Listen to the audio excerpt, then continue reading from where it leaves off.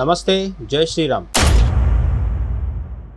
దళపతి నుండి సీఎంగా మారిన జోసెఫ్ విజయ్ అసెంబ్లీలో తాజాగా ఒక స్పీచ్ ఇచ్చారు.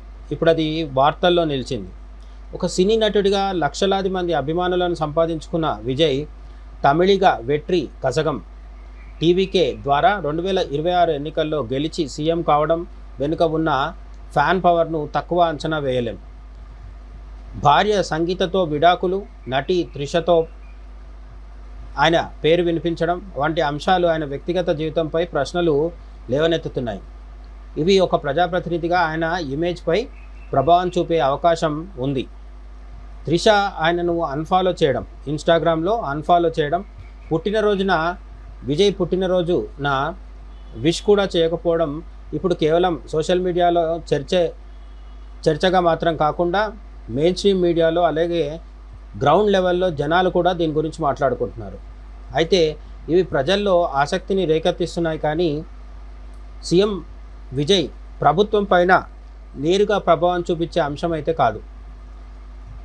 వినోద్ దర్శకత్వంలో జననాయగన్ వంటి సినిమాలు రాజకీయ మైలేజీ కోసం రూపొందుతున్నాయా అనే అనుమానాలు ఉన్నాయి. జననాయగన్ సినిమా మన తెలుగు సినిమా, బాలకృష్ణ నటించిన ఒక తెలుగు సినిమాకి రీమేక్ అనే విషయం మనందరికీ తెలిసిందే. అయితే అది వివాదాల్లో చిక్కుకొని ఇప్పటికీ ఇంకా రిలీజ్ అవ్వకుండా అలాగే ఉండిపోయింది. సెన్సార్ సర్టిఫికేట్ లభించడంలో సమస్యలు ఉన్నాయి. ఈ సినిమాకు సెన్సార్ సమస్యలు రావడం వ్యవస్థీకృత అడ్డంకుల లేక ఆయనే సృష్టిస్తున్న వివాదాల అనేది కూడా కొంతకాలం వేచి చూడాలి. సీఎం అయిన తర్వాత కూడా తన సినిమా తాను రిలీజ్ చేసుకోలేకపోతున్నారంటే జననాయగన్ వివాదం వెనుక ఏం జరుగుతుందో అనేది ఇప్పుడు అందరికీ కూడా ఆలోచన కలిగిస్తుంది. ఇక నీట్ పరీక్ష విషయంలో కూడా అసెంబ్లీ సాక్షిగా సీఎం విజయ్ నోరు విప్పారు.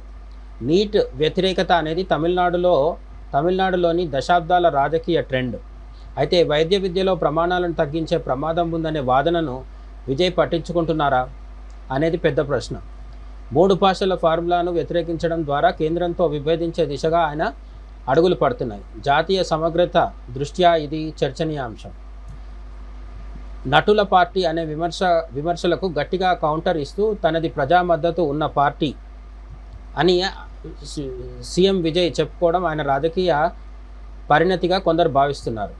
తన ఎదుగుదలను అడ్డుకుంటున్నారని ఆయన ఆరోపించడం తనపై వస్తున్న విమర్శల నుండి తప్పించుకోవడానికి చేస్తున్న ప్రయత్నంగా మరికొందరు వాదిస్తున్నారు.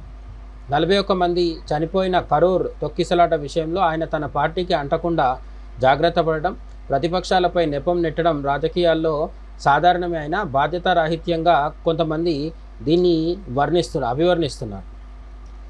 తమిళగా వెట్రి కజగం పేరులోనే ప్రాంతీయవాదం బలంగా ఉంది. జాతీయ దృక్పథం కంటే ప్రాంతీయ అజెండాకే ఆయన ప్రాధాన్యత ఇస్తున్నట్లు ఆయన తాజా అసెంబ్లీ స్పీచ్ మరోసారి రుజువు చేసింది. నీట్ని వ్యతిరేకించడం, 3 భాషల ఫార్ములాను వ్యతిరేకించడం ఇవన్నీ కూడా స్థానిక తమిళ సెంటిమెంట్, ద్రవిడ సెంటిమెంట్ని సంతోషపెట్టి ఆ విధంగా ఓటు బ్యాంకును బలపరచుకోవడమే విజయ్ లక్ష్యంగా కనిపిస్తుంది తప్ప జాతీయవాదం ఎక్కడా మచ్చుకు కూడా కనిపించట్లేదు. నటుడిగా అభిమానులను అలరించడం వేరు, పాలన సాగించడం వేరు. సినిమా గ్లామర్ పక్కన పెడితే పాలనా దక్షతను నిరూపించుకోవాల్సిన సవాలు అయితే ఇప్పుడు సీఎం విజయ్ ముందు ఉంది. సూర్యతో కలిసి చేసిన కరుపు హిట్ కావడం, మరోవైపు విజయ్ సినిమాలు వివాదాల్లో ఉండటం ఒక రకమైన వైరుధ్యం. త్రిష లాస్ట్ మూవీ హీరో సూర్యతో చేసిన కరుపు అనే టైటిల్తో వచ్చింది. అది భారీ సక్సెస్ సాధించింది. త్రిషకి కెరీర్ పరంగా సక్సెస్ వచ్చినప్పటికీ పర్సనల్ లైఫ్లో ఇక విజయ్ని పెళ్లి చేసేసుకుంటుంది అనే వార్తలు వచ్చిన క్రమంలో ఇప్పుడు ఆమె ఇన్స్టాగ్రామ్లో ఆయనని అన్ఫాలో చేయడం, బర్త్డే సందర్భంగా కనీసం విషెస్ కూడా చెప్పకపోవడం, త్రిషకి విజయ్కి మధ్య దూరం పెరిగిందా అని చాలామంది అనుమానం వ్యక్తం చేస్తున్నారు. ఎందుకంటే విజయ్ భార్య సంగీత ఎవరైతే ఉన్నారో ఆమె ఇప్పటివరకు అధికారికంగా విడాకులు తీసుకోలేదు. సీఎం విజయ్ అయిన తర్వాత వాళ్ళ విడాకుల కేసులో కొంత మార్పు వచ్చింది. విజయ్ సంగీతతోనే కొనసాగే అవకాశం ఉంటే త్రిష ఇక విజయ్కి దూరమైనట్టేనా అని కూడా అనుమానాలు రేకెత్తుతున్నాయి. వాటిని బలపరిచే విధంగా ఇన్స్టాగ్రామ్లో త్రిష విజయ్ని అన్ఫాలో చేయడం, అలాగే అతనికి బర్త్డే సందర్భంగా విషెస్ కూడా చెప్పకపోవడం అనేది గత అనేక సంవత్సరాలుగా విజయ్ బర్త్డేకి త్రిష ఖచ్చితంగా old photos, vintage photos share చేస్తూ ప్రత్యేకంగా బర్త్డే విషెస్ చెప్పడం సర్వసాధారణమైన విషయం. కానీ ఈసారి సీఎంగా మొదటి బర్త్డే చేసుకుంటున్న విజయ్కి ఎటువంటి స్పెషల్ బర్త్డే విషెస్ కాదు, అసలు బర్త్డే విషెసే చెప్పలేదు. దీన్ని ఎలా చూడాలనేది ఇప్పుడు అందరూ మాట్లాడుకుంటున్న అంశం. ముఖ్యంగా చెన్నైలోని సినీ రాజకీయ వర్గాలు దీనిపైన ప్రత్యేకమైన దృష్టి సారించాయి. అయితే సినీ నటులు రాజకీయాల్లోకి రావడం తమిళనాడుకు కొత్తేమి కాదు. డిఎంకే వంటి పార్టీలకు ప్రత్యామ్నాయంగా ఆయన సీఎం విజయ్ నిలుస్తారా లేక వారి అడుగుజాడల్లోనే నడుస్తారా అనేది ముందు తేలాల్సిన అవసరం ఉంది. సినిమా గ్లామర్ సీఎం కుర్చీ వరకు అయితే తెస్తుంది. తర్వాత డిఎంకేని, అన్నా డిఎంకేని ఎదుర్కొని వాటిలకు ప్రత్యామ్నాయంగా ఉండగలుగుతారా?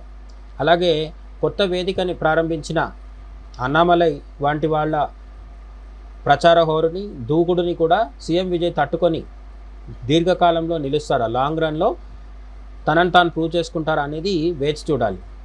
నీట్, భాషా విధానం, 3 భాషల విధానం వంటి అంశాలపై ఆయన తీసుకున్న నిర్ణయాలు ప్రజలను ఆకర్షించేవే, కానీ దేశ భద్రత, విద్యార్థుల భవిష్యత్తు దృష్ట్యా అవి ఎంతవరకు సమంజసమో విజయ్ ఒకసారి ఆలోచించుకోవాలి.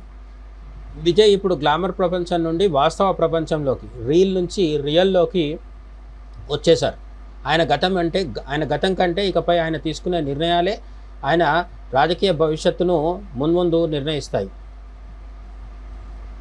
విజయ్ ఒక సినీ తారగా గొప్ప ప్రజాదరణ పొందారు, కానీ జాతీయవాద కోణంలో చూసినప్పుడు ఆయన విధానాలు నీటిని వ్యతిరేకించడం, ద్విభాషా విధానం సమర్థించడం కేంద్రంతో ఘర్షణకు దారితీసేలా కనిపిస్తున్నాయి. ఆయన తన రాజకీయాలను కేవలం తమిళనాడు ఫ్యాన్ బేస్కే పరిమితం చేయకుండా దేశ ప్రయోజనాల దృష్ట్యా జాతీయ స్రవంతిలో ఆలోచిస్తేనే భవిష్యత్తులో మంచి నాయకుడిగా గుర్తింపు పొందుతారు.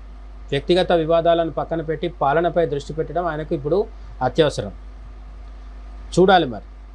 సీఎంగా ఇప్పుడిప్పుడే తన ప్రయాణం ప్రారంభించిన విజయ్ పొలిటికల్ కెరీర్ పైన నీట్, అలాగే 3 భాషల విధానం లేదా ద్విభాషా విధానం, ఈ 2 అంశాలతో పాటు త్రిషతో ఆయనకున్న అనుబంధం, ఈ 3 ఎలాంటి ప్రభావం చూపిస్తాయో మున్ముందు తెలుస్తుంది. జై హింద్.